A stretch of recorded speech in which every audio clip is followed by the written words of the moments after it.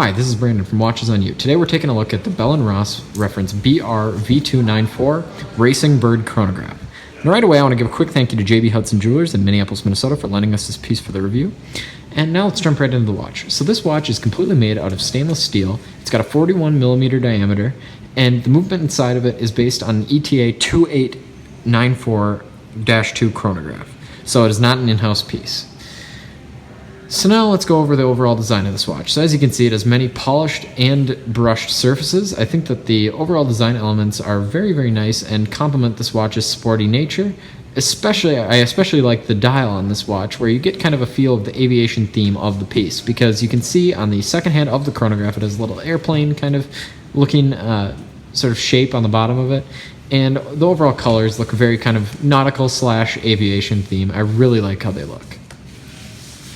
So now, if you go into the back of the watch, this is one of the few Bell & Rosses with a clear case back. You can see that ETA-based movement. The finishing is actually pretty good, so I assume it's a fairly high-grade ETA movement.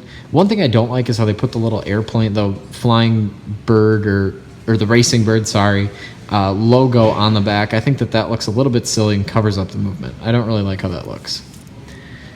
So now I'll demonstrate the chronograph function. It has screw-down pushers, so I can unscrew those there, and that's to facilitate the 100-meter water resistance. So to start the chronograph, I'll push the top pusher, push it in, it starts very smoothly, and then I'll stop it again with the top pusher and reset with the bottom pusher.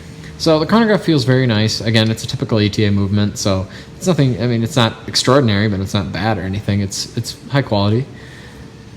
So now going over to a wrist shot. The bracelet on this watch is very high quality. It actually feels higher quality than it looks, because you can see it has sort of a pressed metal design on it.